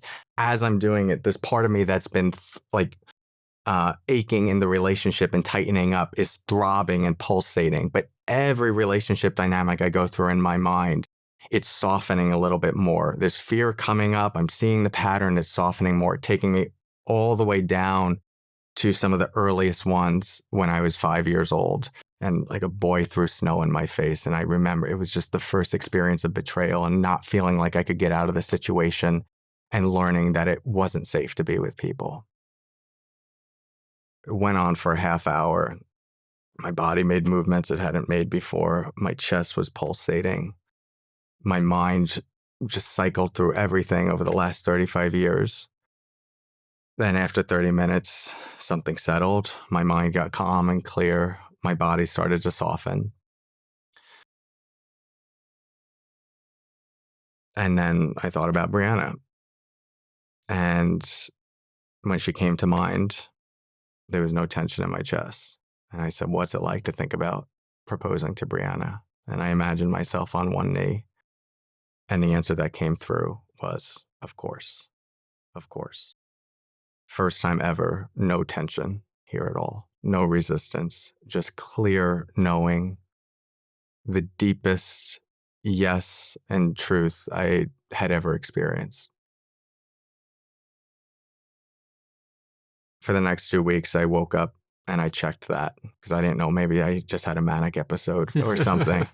Um, and I would imagine her in like her worst moments. And I would imagine like the way she triggers me the most. And it was just still a yes. 2 weeks later, I got on a plane, San Francisco, told her I wanted to meet up. I asked if she'd be willing to, um, bought a ring and shared the whole story with her and said, like, I'm here. I am 100% here. And if you're ready to move forward, only if you're here too, like, I'm ready. She said yes. And we got married 6 months later. And now we have a 4-month-old child, all within that stream of truth and love. And that journey, I had a teacher say, like, we front loaded a lot of karma. People sometimes do this at different layers of the relationship and in different ways, in different contexts of their lives. For whatever reason, like there was a current like pulling us together, but we had a lot of conditioning getting in the way. And I specifically had a part of me that in internal family systems, they call this blending, when a protective part of you masquerades as wisdom. And this is when fear is most dangerous. It's not when it's loud, it's when it impersonates your voice of reason. And it was running this relationship dynamic for years. Um, and I needed to let myself see it, and I needed to see what was behind it and allow the pain to breathe for it to release so that it could unburden itself. And once it did, it no longer had its grip on the relationship. And so this that really represents like the second chapter of my work. The first chapter was just like, how do we cultivate awareness, the recognition that there is that place in you that you can dwell, that you can allow experiences to come and go, that there's impermanence, that you don't have to grip so hard, that you can release. The next layer was, how does that resonance of freedom move through the human form, right? Because Vipassana and mindfulness, they teach you really well how to be with a thought as its own observable event. It's just a thought coming and going. Don't judge it, whether it's a good thought or bad thought. It's just an emotion, good, bad, doesn't matter. But when you have to make a decision, part of that decision making includes thoughts, it includes emotion. Like intuitive knowing comes through the body and the mind. And if you're not able to discern like the resonance of a thought that's coming from freedom versus the resonance of a thought that's coming from fear and conditioning, right? It all just feels like the same soup, but it's not. It's like oil and water. And for me, I really needed to do a lot of descending to sensitize myself to what are parts that are acting out of fear and protection, trying to run their life, that are impersonating my voice of reason. And how do I help them unblend so that the awakened state can just move through? It's been the deepest work of my life. Um, but it's what I understand now to be like embodied spirituality. Powerful, man. Powerful. Yeah. Getting to see your own journey. Because we've touched on a lot of themes on different aspects, but putting it into practice in your own life. We talked about those intuitive pulses that, when you tune in from a place of stillness, you'll move towards a direction that's going to bring you more true joy and what's meant for you in life. But there are so many moments where it's just not that clear. And despite all your practice and devotion to growing your awareness, like over years, like half a decade of still like coming up against this resistance point.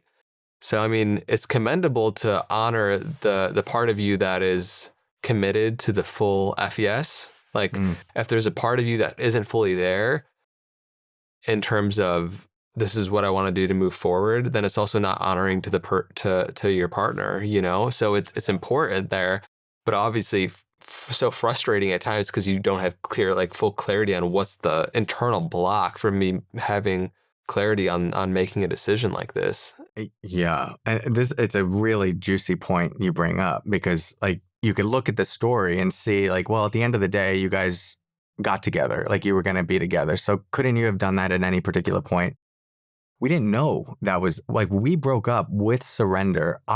The narrative I had was that this was going to be the greatest like spiritual work that I was going to have to do in this lifetime, which was to let go of someone I loved so much because it wasn't in alignment. And I didn't know why it wasn't in alignment.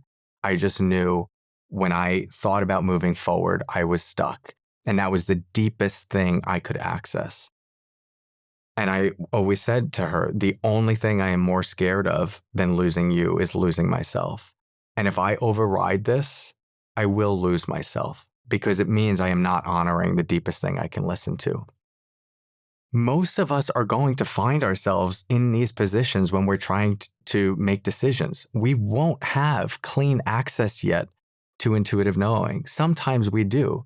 Usually what we have access to is a part. It might not be as blended deeply as mine was, but we just have a sense of like a stuck point.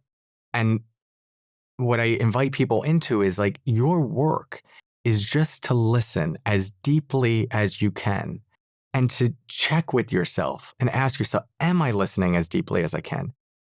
If you are, that is all you can do. And then you are given the information and then you choose what to do with that moving forward or how to respond next. And if making a decision against what's coming through, if you can feel like that overrides something, then that you have to pay attention to because now you are reinforcing a pattern that says, I don't trust myself. And what's coming up might not be the deepest thing, but that's okay. What you're doing is creating a tether to yourself of self-trust that I will listen and I will follow what is given. And you often need to do that to get into the other places that let that conditioning resolve itself. Because the way those parts begin to release is with more safety and trust in the system. One way to ensure you're not going to have more safety and trust in the system is to override a part that's trying to tell you something, or to just say, yeah, this is what's coming up for me, but I feel bad leaving you, and I'm going to put that experience first, right? People might see that as nobility, but nobody is in service when that happens. The truth is always in service to everyone that is involved. That will just perpetuate superficial patterns of people pleasing and codependence. So, yeah, what we have right now is the deepest level we can listen to, and we don't know where that's going to take us. But it's not your job to know. Your job is just like, this is what I'm given, and I'm listening earnestly and sincerely, and I'm on my knees, and I wish it was something different, but it's not. And therefore, I surrender. And what's come on the other side? I mean, we were just chatting as you were as your baby was being born, and like the the fruit has been bared from making that decision, collapsing the energy. And I know this is something that a lot of people struggle with in terms of commitment, in terms of making these big decisions in life, and discerning and seeing what's in alignment. It's a interesting path to navigate, to honor your truth, to not abandon yourself, but then also make this commitment to somebody else that has real effects in the world and their life. And so gets into muddy waters, in this process. But yeah, so is there one thing you would say to somebody that's struggling in terms of that sort of commitment? And that's maybe whether it could be a relationship to anything in life, but romantic partner seems to be obviously a really popular one, can be difficult at times. You said like cultivate the ability to listen, but it also seems like there is an inevitability to these things that will play out almost when they're supposed to. And as much as we want things to happen on our own time, the universe doesn't work like that. And so, what do you think about this dichotomy of doing everything we can in this moment to know what we need to know to make a decision, but then also like having patience and seeing how things play out? Yeah. I think there's a combination there, right? Like, there's going to be some real life urgency in terms of, whether it's a decision we need to make about a job or in a relationship. It's more, how do we use that urgency? Like, what are the practices we're putting in place that are allowing us to do something? If what we're doing is just beating ourselves up, right? Well, then that urgency is not being used well. So after this happened, I really didn't know exactly like what just happened in my system. I just knew it had the resonance of a miracle. It was the only thing in my life that I experienced as a miracle, where just something completely shifted and reorganized how I thought. Spontaneous. Yeah. Yeah. Yeah. Um, it wasn't until about a year later that I really figured out the parts that were at play and figured out more how to reverse engineer that process. Brianna and I went on a 9-day silent loving kindness retreat at Spirit Rock. And loving kindness meditation is where you're like intentionally anchoring into these heart qualities of love and compassion. And I found, by combining that practice with also my understanding of parts work and somatic experiencing, that I was able to direct the stream of that heart space toward areas where I felt friction or tension, um, and could actually unwind that bundle of conditioning that would keep me stuck in certain states. And what happened with Brianna is, as I said, there was a part that was blended. So, what is a part from an internal family systems perspective?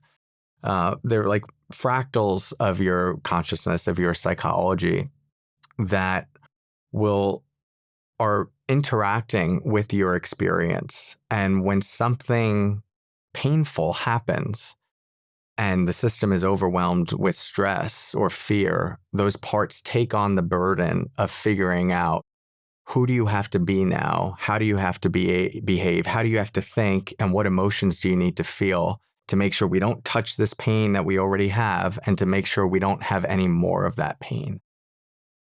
Those parts are typically now running most of the patterns in our life. And they are like, if we have something like commitment issues, so to speak, they're usually a result of these parts that have some deep-seated belief and learning about it's not okay to be open.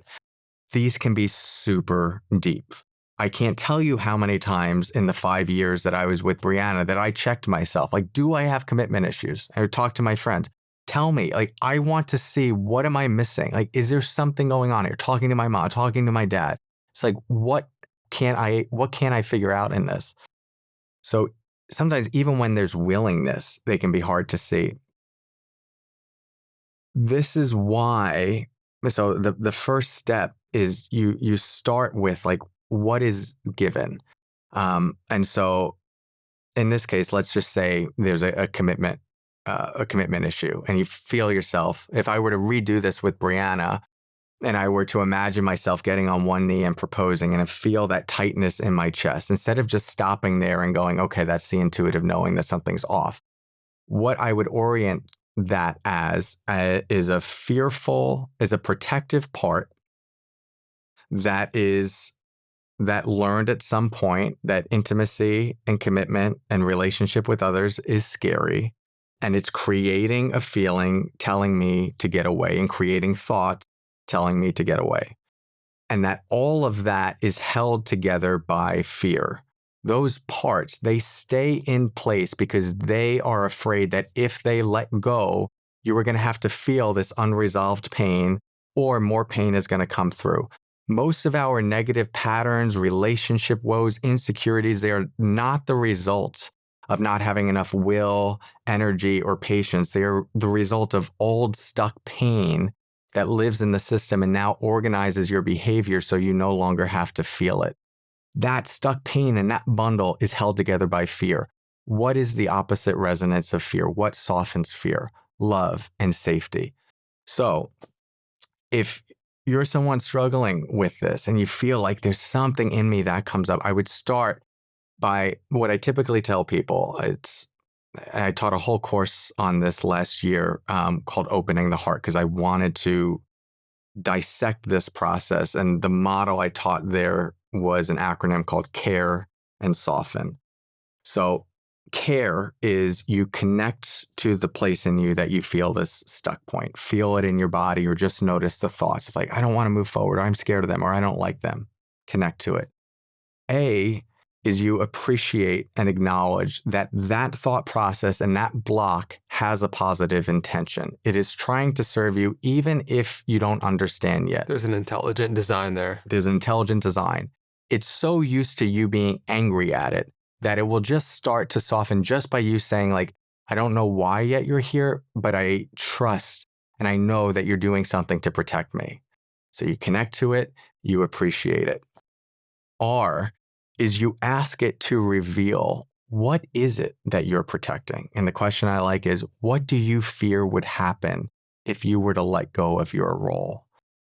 This starts to give some insight of, like, okay, it's scared that if you were to be open, if you were to get into a relationship with Brianna and now you're married, like, what happens when it gets bad? You can't get out, especially if you have a kid, right? That's the learning of this part. So then you, like, the E is to empathize. You could go, oh yeah, that makes a ton of sense. Like, and usually there's logic. You can understand why this part's protecting, and it's usually very young. So the first 4, care, is just to create enough of a connection with the part that the system starts to soften and you start to see that there's more going on rather than you just not being able to do the thing. That, for many people, is the stage you kind of just want to linger at for a while. You just want to develop a relationship with that part and get to know that it actually cares about you. It's trying to serve you and it loves you. And sometimes it won't let you go further than that because they're very sensitive. They're like a hot stove. It's like, don't you dare like pull back real fast. But if there is connection there and you feel inspired to go further, the next is the acronym SOFTEN. So S just stands for soften. This is where you invite the part to actually just not completely let go, but just relax a little bit. Like, I'm going to be here with you. And again, you're relating to this as like a somatic, psycho-emotional somatic script in the system. So for me, it was, right, this tension in my chest. So I would just, you can have a visual on it. Maybe you imagine it like a little kid or like an object, or you just feel it as sensation. And that's what you say, like, okay, what's it like just to soften? Like, what if you didn't need to hold on and protect and be so scared? Like, we're giving you the space to do that. O is you invited to actually open to the pain that it's protecting, open to the burden that it's been holding. That doesn't always happen immediately, but you know when it does start to happen because you go from usually like this density to things starting to vibrate. These calcified walls of protection and belief of don't touch me, don't go near me, they start to thaw. And then the pain that it's been protecting can start to be felt a little bit more. F is to feel in sequence. So this means you are just letting yourself be present to what is being given. Maybe the thing that's coming up is like deep anger toward your mom. And you have a thought of like, I don't hate my mom. Like, I'm supposed to love my mom. Just you let yourself cycle through whatever these layers are because they're frozen in time. These parts and the constellation around them, they are just layers of psycho, emotional, somatic gunk. And with very good intention that has memory after memory after memory that is building behavior. A lot of evidence. A lot of evidence. So as you soften that, you're going to go through stuff that's like, that's from 12 years old. Why do I feel anger toward my mom? Why do I have a voice that's saying, I hate you, mom. I hate you, mom. If you try to bypass that by saying, I don't hate my mom, you're going to get in the way of the process. These trauma responses want to complete. The way they complete is like you let yourself embody them. You let yourself get into the position that you were in when you felt that fear. You're just trying to hold your posture and be good. You get in the way of the intelligence of the somatic. So you let yourself go into it. You let yourself feel the emotion. The T is to trust that unfolding. That process for many people, like you can spend a lot of meditations just hanging out there, like titrating the amount that you let yourself feel. As that starts to open, you get to the E and the N, the final part of soften. And E is to start to embrace the shift. And so this is where you show the part like, hey, do you see how you softened? Like we went through that process and we're still okay. Like you're safe right now. We're safe. Our system can be held. Like we can exist without you gripping. This is a crucial part that gets overlooked because the part's not going to disappear. When it's free of its burden, it wants to support you. It loves the shit out of you. It's just doing its best to try to help you. So you show it like, hey, do you see like we're okay and we feel good? Feels good to be here. You can relax. So you like embrace it. And then N is just to nurture the integration. And it's just like, okay, let's come back. Like our feet are on the ground. I'm me. Like all the parts kind of can exist as one. So that's the model in a nutshell. It's a great model. Thank you. It feels pretty comprehensive. Yeah. Yeah. It's to connect, to acknowledge, to reveal, good. to empathize. Yeah, this is great. To soften, to stay open, to feel it, to trust it, to embrace it. You're phenomenal. and to nurture it. There it is. That was great, man. 10 points for me. I've never seen anyone do that. I have to be like, wait, what is this thing I teach again? But that I've taken thousands of people now through that process, and Are there others? Sure. But that is if you want a model for how it's a combination of internal family systems, somatic experiencing, and loving kindness meditation. So there's actually a key point in the softening. When you start with the softening, the way you get that to happen, because a lot of times you're going to ask it to soften, and it's going to be like, "Fuck you, I'm not doing nothing." The Now just remember you are dealing with the resonance of fear. So you're talking to it. It has so many good deflections. Your job is just to show it love. It's just like, yeah, I know you don't want to do anything and you don't have to, but I love you. Like, thank you so much for everything that you've been doing. I so appreciate you. And you don't say it sarcastically, you say it like as deep as you can mean it, and do it in your own attuned way. Some people like talking like, I love you so much, honey. Like, I'm so grateful. It's okay to let go. And other people are like, dude, you've been holding this for a while. Like, I get it. Life sucked. Dad was an alcoholic. Like, we've been through some shit. So talk to yourself in a way that you can receive that love. But the idea, and this is probably the most crucial part of this model, is that you stay with that love as long as is necessary for that fear to soften. And sometimes that means an entire meditation, like not much will happen, especially if these are dense. But if you keep coming back to it, like we did this over an 8-week period, like it can take weeks for people to start, for that wall to start to soften. And when it does, then things start to vibrate. The whole process that I had with Brianna, that unblending of the part from the wisdom function, starts to happen. So that's one piece. And then the second piece that I want to remind people about this, and I think is also relevant as something where I think Vipassana and some traditional meditation practice lose the wisdom of the somatic practices, is that where a lot of these wounds, so many of these wounds live in your body.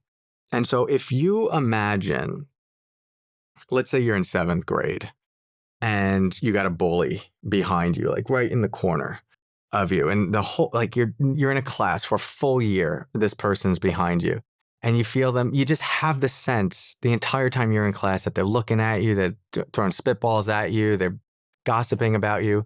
Like, what's going to happen? One, you're going to feel a ton of fear in your body. You're going to feel a ton of emotion. You're going to feel like, I hate this. But you're probably also going to like start gripping on your right side, like curl yourself up like this, right? And so that's a somatic script that develops in relationship to a stressful experience. Well, there's a good chance now moving forward, you're going to find your body wanting to lean in these directions. And the thing is that that's not just like a physical thing you do now. That physical thing is loaded with emotion and fear. If you don't let yourself meet those scripts and that somatic experience from a place of love, it's going to stay stuck in your body. So a lot of times when people are doing this work and things start to soften, they'll feel that they go from, they're in their like good meditation posture, and then something in them wants to slouch. But then the good Zen in them says, nope, good upright posture. They force it up. But if they really pay attention, it's like, oh man, something just wants to curl up like this in a weird way. What's happening is you are creating enough safety in your system for it to feel comfortable to want to complete trauma responses that didn't get to complete. So the wisdom of the system is taking you back to these places that are frozen in time. And if you interrupt them or bypass them with your idea of how you should be sitting or how you should be thinking or what you should be feeling, you miss out on allowing yourself to go back in time, but from now the place of love and presence, so that the pain that's stuck there, that is protected by all of these walls of judgment and yelling at yourself of like, don't look stupid, don't be bad, or be perfect, to keep you from having to experience the pain of that bully, you're going to have to cycle through those thoughts and those emotions. And a lot of those thoughts will sound like that. You'll go from being peaceful and loving to then like hating yourself. You're an idiot. You look stupid. Your nose is big. And you're going to be like, I'm not meditating right. This isn't transcendence. Descend to transcend. You are letting yourself go into that. Let yourself embody it, but hold it with the backdrop of love. Because you are not doing that. You are creating the space for those voices to get released in the container of awakening and love in a way that they never got to do. And then you will find, if you allow yourself to touch those deep enough, the body will start to expand in other ways and you'll come out of it. And so this is often a missing piece for people when they're doing the embodiment work of getting their system open enough and healed enough to actually be able to hold self-awakening energy as it comes through without hitting the gunk of fear. And that's been a real game changer for me in my meditation practice. If you look at me meditating on any given day, like I look like this, I look like this, I really let my body go into these different positions when it needs to. And then it's amazing. Like if you watch time lapse, and some of them are recorded because I'm doing it like while I'm teaching students, you'll see my body go from here and then like over the course of an hour, slowly, like millimeter by millimeter, like curl up and expand and then go on this side and then curl. And you can see that there is stuck trauma, energy, and emotion that is just being released layer by layer. I'm going into the position where I protected myself and fear locked it in place. And I'm giving that the ointment of love, and then it's releasing. And then that gets the ointment of love. And then that next layer, next layer, next layer, next layer. Yeah, this work is incredible. I mean, I'm just so humbled by it over and over. Yeah, but that's the model. Thanks for sharing and showing it. Yeah. There's so many paths to those different access points, whether you work with the raw energy of the system, whether you work with the language and the words of our neurology and how that's kind of built up, the historical somatic evidence that's built up in that familiar sense within our body, that familiarity, you can work directly with it in the body. And the emotions and that aspect too. And why not leverage all of them? Like they're all access points and all have a component in which they're wound up in, you know? And so I think so much of compassion is needed here in this process of realizing that these wounds aren't our fault, but they are now our responsibility for us to be able to move through them. It can be easy to shame, blame, and be in our own victim narrative around these things. Which is disempowering to the reality of just taking responsibility for our current and descending to transcend, as you said. Yeah. Yeah. Yeah. Well said. Who you are is not your fault, but it is your responsibility. And that's it's not meant to dismiss anything anyone's been through. It is meant to empower you in your own freedom. One last aspect I think that I'd like to explore on the tail of what we just discussed is I think in a life that is inherently impermanent and uncertain to how things are going to transpire externally, there's this awakening to the realization that of like that backwards law, you know, of where we try to control things or want things to happen in a certain way. And the more that we try to pursue it, it almost eludes us. Like by holding our breath, we lose it, you know, and by trying to stay afloat, we can sink. And so it's this interesting balance of, like you spoke to, with it in terms of our internal characterological emotional wounds and trauma and stuff, but then also in terms of like trying to create in the world and build our career and create the life of our dreams and whatnot. There's this interesting balance of intention, of action, and then also finding the place that arises from that state of inaction, of stillness, and seeing that as a bedrock. One quote that you shared in your book, saw on your Instagram post, actually said, you don't find your ground by looking for stability, you find your ground by relaxing into instability. And so there's this interesting universal paradoxical framing that is really interesting to put into action in our life, because it's a very unique philosophical exploration, but to actually live it is where liberation comes in. Yeah. This is one of those quotes where if I were to go back, I would add a little bit of context. Maybe I did in the caption, I forget, but you don't find your ground by looking for stability. You find your ground by relaxing into instability. There's a spiritual truth in that. There's also a relative truth that sometimes you need to create enough external stability to allow your system to relax enough to even begin this pursuit. Um, I think sometimes, like coming out of poverty, coming out of very difficult circumstances where there's a lot of chaos, having a grounded relationship, even if we're not sure, it's like coming from the deepest place, but it just like we feel stability and something feels good about that is really necessary for other parts of our system to open up. So I want to acknowledge that truth. And there is no example in the universe of someone attaining awakening by perfectly manufacturing their external world.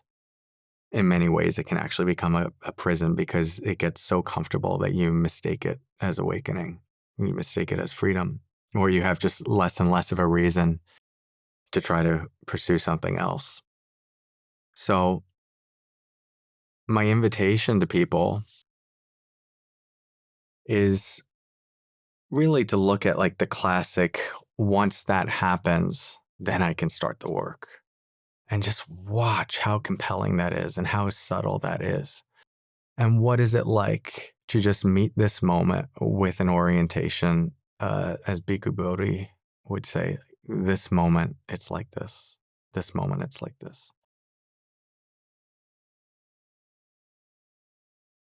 It allows us to soften our grip on how this moment should be, meet it in its perfect imperfection, as spiritually trite as that is, uh, and do the practice of, instead of entangling ourselves with how does this need to be better in order for me to find refuge, how can I keep zooming out and remember that the refuge is already here and that wholeness is not something I have to create, it's something that I remember. I may need to fall apart in order to see that my life can be built on the resonance of space, trust, and surrender. And that often means letting go of the need for stability, surrendering into instability, and seeing that there can be still a motivating pulse that creates your life. I certainly want to create from that place. That's where I strive to, and I see your impact both through social media and you know, innumerable courses and writings and things that you do as an extension of your ability to do that internally. You know, there is a there's something very alluring in the personal development space of being somebody who says the most profound things, or it can quickly be divorced from the authentic sense of realization internally. And so I strive to have this platform and this podcast be a space for people that are speaking from direct experience, where what they're saying is actually connected to the place it's coming from. And so I feel like you do that very, very well, and it feels real and true and authentic to you. So thank you for sharing all of the fun nuggets of wisdom and insights and explorations we did today. It was epic. Thanks, Andre. I Yeah. really appreciate it. And I love what you're doing. Thanks, man. I'll just leave it for any other last things you want to share, both maybe work you're doing, things in the world, anything else that's on your mind before we head out. Sure. The first thing I'll say, just in relationship to what you said next, is like, I am so imperfect, right? And so, anyone who's listening, if there's a sense of like, he's got it figured out, it's just like, know that I am fumbling in the dark alongside everyone else. And, ask my family if I'm enlightened or anything like that, right? It's just like, even within the container of that Brianna and I have, where it's coming from like truth, and that container holds us. Like, we're still working out so many edges. And so, like, have space for the mess in yourself. Like, really watch the spiritual performance, because it's the thing that can get in the way of true awakening. So I stand in solidarity with everyone on that path. Um, for anyone who wants support, or if they like resonate with how I'm talking about this, you find all my free teachings on Instagram. If you want to go deeper, like more structured support, the 30-day course that I offer is the main flagship program. So that you can find all this on my website, CoryMuscara.com, or on Instagram.